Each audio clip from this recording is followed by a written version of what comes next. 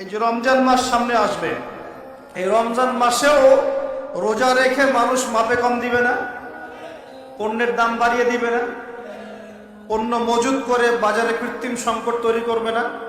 কিছু অসাধু ব্যবসায়ী তৈরি হবে রমজান মাস, তার অপেক্ষায় বসে আছে কখন রমজান আসবে দাম বাড়িয়ে দিব, অপেক্ষা করে বসে আছে।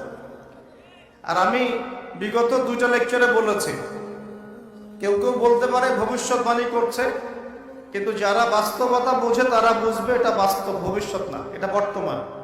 বর্তমানটা কি? আসন্ন রমজানে জিনিসপত্রের দাম দ্বিগুণ হয়ে যাবে, আরো বেশি হতে পারে। আসন্ন রমজানে জিনিসপত্রের দাম অনেক বেড়ে যাবে। কি করবেন এখন?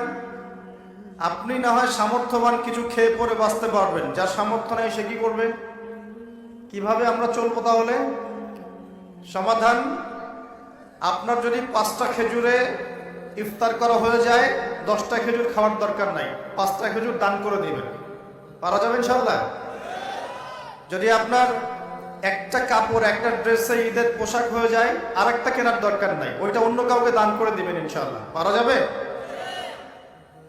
বাংলার মাটিতে প্রতি 5 জন মানুষের মধ্যে একজন হচ্ছে দারিদ্র সীমার নিচে বাস করে।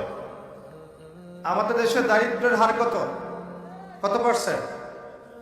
কত পার্সেন্ট বলেন? 20%। কত পার্সেন্ট? এই করোনার সময় এটা অনেক বেশি ছিল, আস্তে আস্তে আলহামদুলিল্লাহ কমতে কমতে এখন 20 আসছে। 20 মানে হচ্ছে প্রতি 5 জনে একজন স্বাভাবিক খাবার খেতে পারে না, প্রতি 5 জনে একজন 3 বেলা ভালো করে খেতে পারে না।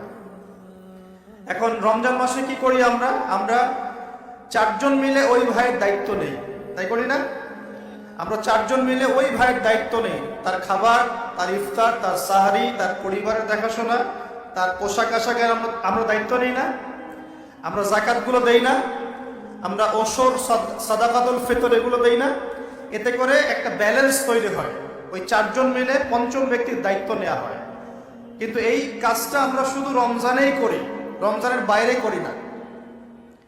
এখন যদি 5 জনের মধ্যে 4 জন মানুষ খায়, একজন যদি 4 জনের মতো না খেতে পারে, তাহলে ঘটনা এমন দাঁড়াচ্ছে যে মনে করেন আমাদের পুরো দেশে মানুষ আছে, মনে করেন কথার কথা বলছি 20 কোটি। কত কোটি? ধরে নেন যে 20 কোটি মানুষ আছে, তাহলে আপনার 15 কোটি মানুষ দারিদ্র সীমার উপরে আছে, 5 কোটি নিচে আছে। 5 কোটি সংখ্যাটা কি কম না বেশি?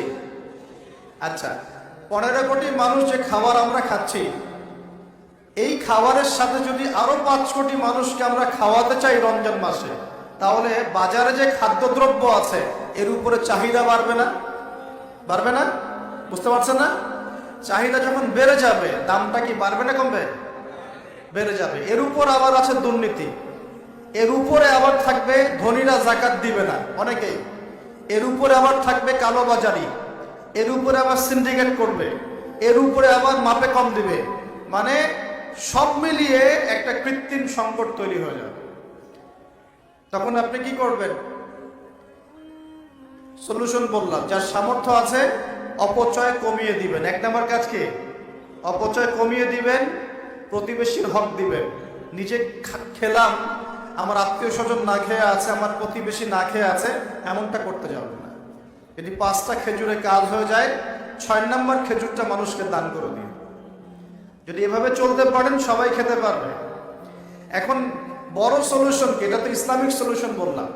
অপচয় কমিয়ে দেয়া, অপচয় কমিয়ে দেয়া, নিজে খাওয়া, অন্য ভাইকে খাইয়ে খাওয়া। যেমন একটা হাদিস এসেছে, সে ব্যক্তি মুমিন হতে পারবে না যে নিজে পেট ভরে খায়, প্রতিবেশী না খেয়ে থাকে। হাদিস আছে না?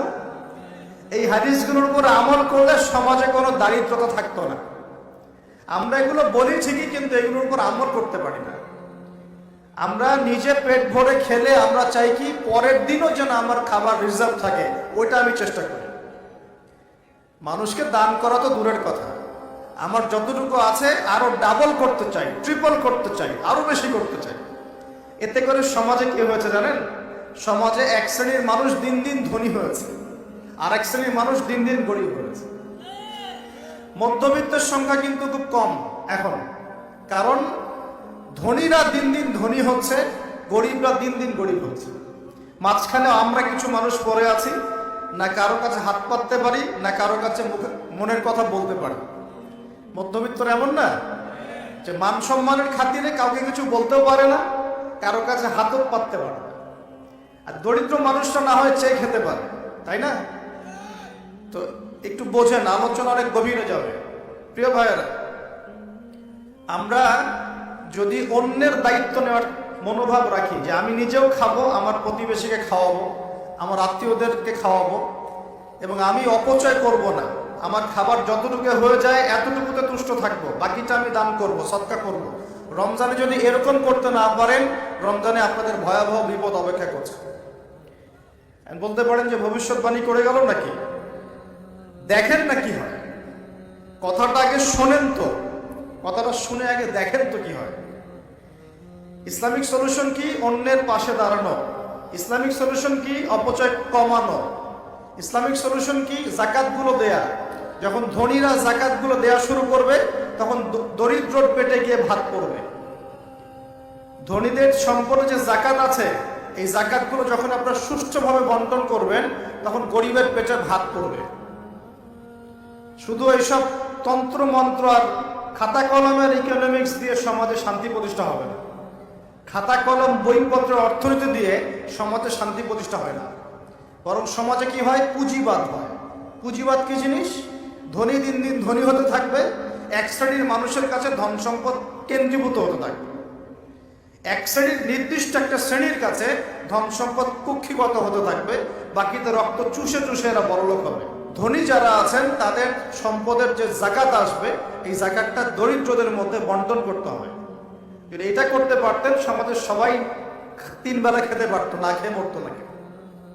কে শুনবে কার কথা? এগুলো তো বললেও সমস্যা, করলেও সমস্যা। কারণ আমরা বললে হয়ে যাব ধর্মান্ধ, আর যদি মুসলিমরা করে তারা হয়ে যাবে আশ্চর্য একটা অবস্থা। সারা বিশ্বে যারা একনিষ্ঠভাবে ইসলাম পালন করতে চায়, ওদেরকে সারা বিশ্বে মৌলবাদী বলে প্রচার করা হয়েছে। অথচ সমাধান কিন্তু এখানে। এই যে আমার হাতে যে কিতাবটা দেখছেন, এই কিতাবের মধ্যে আল্লাহ পাক সমস্ত বিষয়ের সমাধান নাজিল করেন নাই? এটা মুখে বলছেন, ঠিক। কয়জন বিশ্বাস করে কথা? কয়জন সত্যি মন থেকে বিশ্বাস করে যে আল কোরআনুল কারীমে সত্যি সত্যি আল্লাহ পাক সমস্ত বিষয়ের সমাধান নাজিল করেছেন? আজকে জুমার দিন, জুমার দিনে সূরা কাহফ পড়তে হয়, তাই না? এই সূরা